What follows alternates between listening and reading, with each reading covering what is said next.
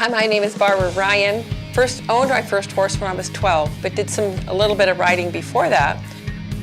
But 12 years old, my sister and I got our first horse. She only lasted about 6 or 8 months and she passed away. Got very sick and died. So got back into horses when I was about 19 and got very seriously into horses back into my 30s.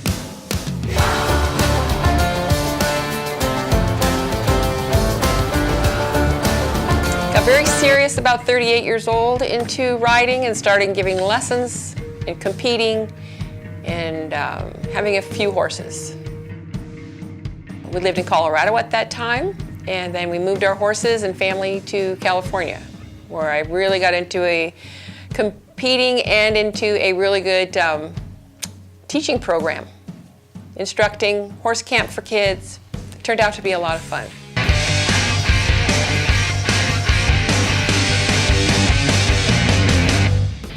Some of the challenges that I have had over the years teaching students is very young, 4 years old is my youngest student that I had.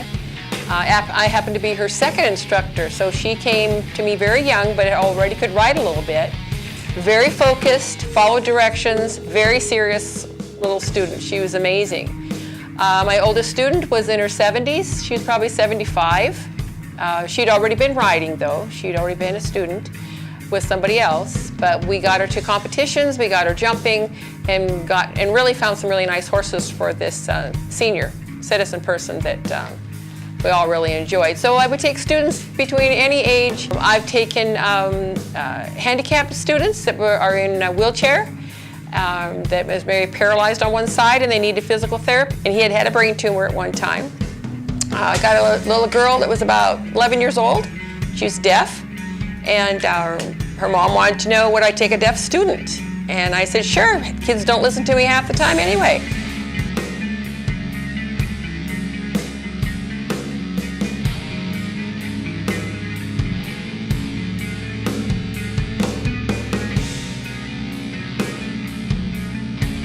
And it ended up being just a lot of fun, a lot of horse shows, and the jumping is taking people out of their comfort zone. And they're actually teaching them to do something they didn't think they could ever do. Did the Christopher Reeves accident affect us? To a certain extent it did, because we are 3-day eventers like he was. And he was hurt and broke his neck on a cross-country jump. And you'll see some of those in maybe some of the pictures. Those are jumps made out of telephone poles and they don't move, they don't fall down. So when you hit them, you're hitting solid objects. He was on a horse that stopped a lot.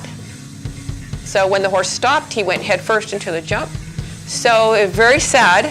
And of all the different disciplines of riding, the eventing that we do, it is the triathlon of equestrian. It's the hardest thing you can do with your horses.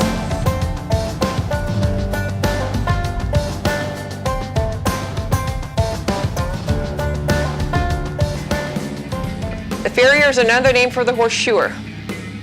Blacksmith, you could call them, we call them our shoers. It depends on the horse, but every 6 to 8 weeks they need new shoes or they need their feet trimmed.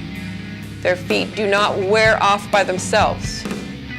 Since we've domesticated horses, there's a whole lot of things we have to do to take care of them compared to horses that are out and live in the hills.